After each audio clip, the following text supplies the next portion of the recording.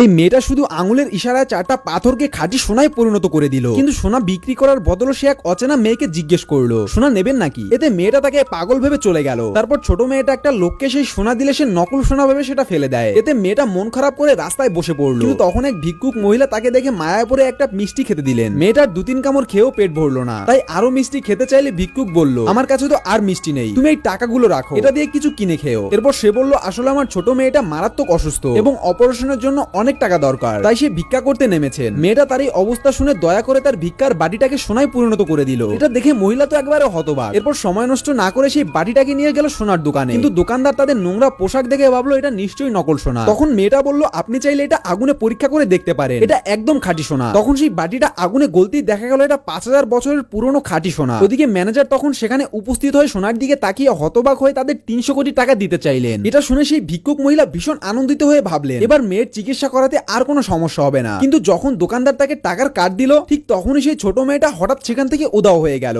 এই মেয়ে